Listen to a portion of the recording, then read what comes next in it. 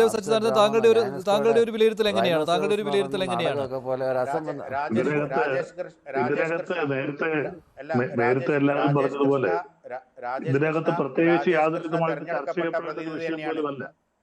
കാരണം രാജേഷ് കൃഷ്ണ എന്ന വ്യക്തി, ഞാനൊന്ന് പറഞ്ഞോട്ടെ, രാജേഷ് കൃഷ്ണ എന്ന വ്യക്തി എന്ന് പറയുന്നത് അദ്ദേഹം UK CPM-ന്റെ പാർട്ടിക്കാരൊന്നുമല്ല. CPM-നെ സപ്പോർട്ട് ചെയ്യുന്ന AIC എന്ന തെരഞ്ഞെടുക്കപ്പെട്ട ആളെന്നല്ലേ ഷർഷാദ്? അല്ല, അദ്ദേഹം ഒരു AIC എന്ന പാർട്ടിയല്ല, CPM-ന്റെ ലണ്ടനിലുള്ള AIC എന്ന് പറയുന്നത്. ഞാൻ പറയട്ടെ അതുമായിട്ട് ഒരു പ്രതിനിധിയായിട്ടാണ് പങ്കെടുക്കുന്നത്. അതിൽ പങ്കെടുക്കുന്നതാണ് അദ്ദേഹം, അല്ലാതെ ഇദ്ദേഹത്തിന് പാർട്ടിയുമായിട്ട് യാതൊരു ബന്ധവും കാര്യങ്ങളുള്ള ആളല്ല. പിന്നെ ഇതിനകത്ത് എന്തായാലും ഞാനെന്ന് പറയട്ടെ, ഈ ഷർഷാദ് താങ്കൾ പറഞ്ഞത് തെറ്റാണെന്നാണ് ബൽദേവ്, താങ്കൾ പറഞ്ഞത് തെറ്റാണെന്നാണ് ഷർഷാദിനെ അറിയാതെ. AIC എന്ന് പറഞ്ഞ പാർട്ടി ഘടകമല്ലത്. പാർട്ടിയെ പിന്തുണയ്ക്കുന്ന ഒരുപാട് ഘടകങ്ങളുണ്ട്, അതിനൊരു ഘടകം മാത്രമാണ്. UK അല്ലാതെ പാർട്ടി ഘടകമല്ലത്. പാർട്ടിയെ സപ്പോർട്ട് ചെയ്യുന്ന ഘടകവും പാർട്ടി ഘടകവും. മറ്റൊന്ന്, ഈ ഷർഷാദ് പറയുന്ന ഈ ആരോപണങ്ങളിൽ അതാണ് ഞാൻ പറഞ്ഞത്, CPM അല്ലത്. ഷർഷാദ് എന്ന് പറയുന്ന ആരോപണങ്ങളിൽ ഏതെങ്കിലും കേരളത്തില് ഇന്ത്യയിലെ ഏതെങ്കിലും കമ്മ്യൂണിസ്റ്റുകാര് ഈ രാജേഷ് കൃഷ്ണ എന്ന് 10 പൈസ വാങ്ങിച്ചായിട്ട് പറയുന്നുണ്ടോ? പക്ഷെ ബൽദേവ് രാജേഷ് കൃഷ്ണയെ പാർട്ടി കോൺഗ്രസിൽ നിന്ന് പുറത്താക്കാൻ കാരണമായത് ഷർഷാദ് കൊടുത്ത പരാതിയാണല്ലോ. അപ്പോൾ ആ പരാതി ഉന്നയിച്ച മറ്റു കാര്യങ്ങൾക്ക് പ്രസക്തിയില്ലേ എന്നുള്ളതാണ്. അല്ലെങ്കിൽ അത് പറയണം, അല്ല പിന്നെ അല്ലല്ല, എന്താണ് കാരണം ഉണ്ടായതെന്ന് പറയണം. അത് വ്യക്തമാക്കുന്നില്ല. അത് പാർട്ടി ചർച്ച ചെയ്യുന്നോളും. അല്ല, ഷർഷാദ് വന്നിരുന്ന പറഞ്ഞാൽ മതി, ഞാൻ കൊടുത്തൊരു പരാതി ഒരു പേപ്പർ വാങ്ങിച്ചോണ്ടാണ് CPM എന്ന് പറയുന്നത് പാർട്ടി ഒരു പാർട്ടി കോൺഫറൻസിൽ ഒരാളെ പുറത്താക്കിയെന്ന് പറഞ്ഞാൽ അതൊക്കെ ശുദ്ധമായ വിവരക്കേടാ. മഞ്ചേഷ് അതിനെ കുറിച്ച് എടുക്കുകയായിരുന്നു. അങ്ങനെ CPM എന്ന് പറയുന്ന പാർട്ടിയുടെ പോളിറ്റ് ബ്യൂറോ സമ്മേളനത്തിൽ ഡൽഹി ഹൈക്കോടതിയിൽ രാജേഷ് ഫയൽ ചെയ്ത പെറ്റീഷന്റെ അകത്ത് വളരെ വ്യക്തമായിട്ട് പറയുന്നുണ്ടല്ലോ ഇദ്ദേഹത്തിന്റെ കംപ്ലൈന്റ് ആണ് കാരണം. ഡൽഹി ഹൈക്കോടതിയിൽ ഫയൽ ചെയ്ത പെറ്റീഷന്റെ അകത്ത് വളരെ ഞാൻ കൊടുത്ത പരാതിക്കാരനാണ് എനിക്ക് ഞങ്ങൾ കോടതിയിൽ അങ്ങനെ പലതും പറയും.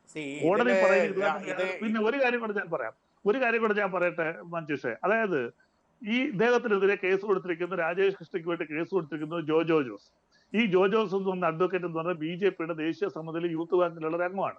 അദ്ദേഹം CPM-ന്റെ രജിസ്ട്രേഷൻ ക്യാൻസൽ ചെയ്യണമെന്ന് പറഞ്ഞ് 7 വർഷം കേസ് കൊടുത്ത ആളാണ്. പിന്നെ അദ്ദേഹം കൊടുത്തിരിക്കുന്ന പരാതി, ആ പരാതി സ്വാഭാവികമായിട്ട് പാർട്ടി പോളിറ്റ് ബ്യൂറോ ഇങ്ങനെ പരാതി വന്നപ്പോൾ രാജേഷ് കൃഷ്ണയ്ക്ക് ചിലപ്പോൾ ഒരു ഷോക്കോസ് നോട്ടീസ് കൊടുത്തു കാണും. ആ നോട്ടീസിനകത്ത് ഈ പരാതി കൂടെ പോകും. ആ പരാതി വെച്ചാണ് ഡിഫോമേഷൻ കേസ് കൊടുത്തേക്കുന്നത്. അതല്ല ജോജോ ജോസ് കൊടുത്തിരിക്കുന്നതാണത്. അപ്പൊ ആ പരാതി ഡൽഹി ഹൈക്കോടതി ഡിഫോമേഷൻ കേസാണ് കൊടുത്തിരിക്കുന്നത്. അപ്പൊ അദ്ദേഹത്തെ ഒരിക്കലും ഡിഫോമേഷൻ നിൽക്കില്ല. അത് വേറൊരു കാര്യം. കാരണം പരാതി രജിസ്റ്റേർഡ് അല്ലെങ്കിൽ ഒരു വ്യക്തിക്ക് കൊടുക്കുന്നതിന് പബ്ലിക്കേഷൻ ഉണ്ടെങ്കിൽ മാത്രമേ ഡിഫോമേഷൻ നിൽക്കൂ. ഇതിന് പബ്ലിക്കേഷൻ ഒന്നുമില്ല. ഇത് അങ്ങനെ കൊടുത്തിരിക്കുന്ന ഒരു കത്താണിത്. ആ കത്ത് കൊണ്ടുവന്ന് വെച്ച് ഡിഫോമേഷൻ കൊടുത്തിരിക്കുന്നു. ആ കത്ത് എങ്ങനെ പുറത്തുപോയി? ഒരുപക്ഷെ അത് ഈ രാജേഷ് കൃഷ്ണൻ തന്നെ പുറത്തു പോയിക്കൂടെ? അല്ലെങ്കിൽ ഈ ഹൈക്കോടതി BJP-യുടെ നേതാവാണ് ജോജോ ജോസ്.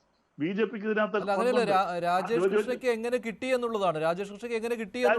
തീർച്ചയായിട്ടും പാർട്ടി കൊടുക്കാം. പാർട്ടി ഷോക്കോസ് നോട്ടീസ് കൊടുക്കുമ്പോൾ നിങ്ങൾക്കെതിരെ ഒരു പരാതി ഷോക്കോസ് നോട്ടീസ് കൊടുത്തിരിക്കാൻ ചിലപ്പോൾ പരാതി കൊടുത്താൽ തീർച്ചയായിട്ടും പാർട്ടി അന്വേഷിക്കും. താങ്കൾ തന്നെയല്ലേ പറഞ്ഞത്? അതാണോ അങ്ങനെയാണെന്ന് ആര് പറഞ്ഞു? താങ്കൾ തന്നെയാണ് പുറത്താക്കുന്ന മഞ്ചേഷ് കൊണ്ടുവന്നൊരു പരാതി കൊണ്ടുവന്ന് CPM-ന്റെ നേതാവിന് കൊടുത്താലും സ്വാഭാവികമായിട്ട് പാർട്ടി അത് അന്വേഷിക്കും.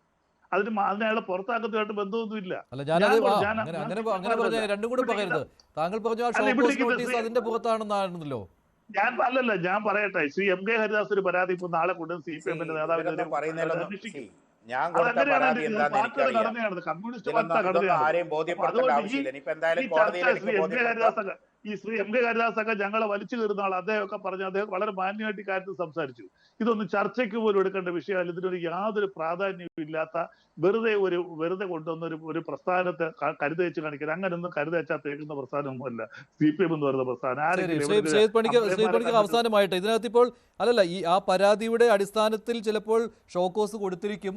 അങ്ങനെയാണെങ്കിൽ അത് കോടതി രേഖയായിട്ട് വരണം. അങ്ങനെ കോടതി രേഖയായിട്ട് വന്നതാണ്. അതിനകത്തൊരു ചോർത്തലിന്റെ വിഷയം ഇല്ല എന്നാണ് ബൽദേവ് പറയുന്നത്. അല്ല, അതും ആയിക്കൂടാ എന്നില്ല. ഇവിടുത്തെ ഒരു പ്രധാനപ്പെട്ട വിഷയം ശ്രീ ഷർഷാദ് ഇവിടെ പറയുന്നത് പോലെ അദ്ദേഹം പറയുന്ന ആരോപണത്തിനൊപ്പം നിൽക്കുന്നതിന് എനിക്ക് വ്യക്തിപരമായി ബുദ്ധിമുട്ടൊന്നുമില്ല. പക്ഷേ എനിക്ക് മറ്റൊരാളിനോട് അത് എങ്ങനെ പറഞ്ഞു കൊടുക്കാൻ കഴിയുമെന്ന് എനിക്ക് മനസ്സിലാകുന്നില്ല. അതായത് ഇതാണ് ഇവിടുത്തെ പ്രശ്നം, ഇതാണ് ഇദ്ദേഹം ഉന്നയിച്ചിരിക്കുന്ന വിഷയം, ഇവിടെയാണ് രാജേഷ് പ്രതിക്കൂട്ടിലാകുന്നത്, ഇതാണ് അദ്ദേഹം ചെയ്തിരിക്കുന്ന കുറ്റം എന്നെനിക്ക് പറയാൻ മനസ്സിലാകുന്നില്ല. കാരണം അതിനുള്ള തെളിവ് ഞാൻ കണ്ടിട്ടില്ല. ഏതെങ്കിലും ഒരു വ്യക്തിക്ക്, ഏതെങ്കിലും ഒരു രാഷ്ട്രീയ നേതാവിന് പണം അദ്ദേഹം ഓഫർ ചെയ്തിട്ടുണ്ട് എങ്കിൽ ഇതിനോടകം തന്നെ എത്രയോ രാഷ്ട്രീയ നേതാക്കന്മാർ ഇതേപോലെ പറഞ്ഞിട്ടുണ്ട്. നമുക്കറിയാമല്ലോ, മുഖ്യമന്ത്രി ശ്രീ പിണറായി വിജയന് പണം ഓലയിൽ പൊതിഞ്ഞു കെട്ടി കൊടുത്തു എന്ന് വരെ പറഞ്ഞിരിക്കുന്ന ആൾക്കാർ ഇവിടെ ഉണ്ട്. ഷർഷാദ്, അങ്ങനെ പക്ഷേ ഇവിടെ specific ആയിട്ടുള്ള അങ്ങനെയുള്ള ഒരു ആരോപണങ്ങൾ കാര്യം പോലും വന്നിട്ടില്ല അതിലില്ല. എന്നാണ് ഈ സർക്കുലേറ്റ് ചെയ്യുന്ന പരാതിയിലും അതില്ല എന്നുള്ളതാണ് പ്രശ്നം. അതാണ് പ്രശ്നം. ഒരാളുടെ അതായത് മഞ്ജുഷ്, നമ്മളൊരു ആരോപണം ഉന്നയിക്കുമ്പോൾ പൊതുസമൂഹത്തിന് കൂടി ബോധ്യമാകുന്ന രീതിയിലത്തേക്ക് അതിനെ ഓണപ്പ് ചെയ്യാനായിട്ടുള്ള ഒരു കാര്യമില്ല. ഇനി അദ്ദേഹം പറയുന്ന ഒരു വാദത്തിനെ നമ്മൾ എടുക്കൂ. അതായത് അദ്ദേഹം പറഞ്ഞതിന്റെ അടിസ്ഥാനത്തിലാണ് അവിടെ PB തീരുമാനമെടുത്തിരിക്കുന്നത്. ശരി, അങ്ങനെയാണെങ്കിൽ അദ്ദേഹം പറഞ്ഞിരിക്കുന്നത് ഒരാരോപണമല്ല, ഒന്നിൽ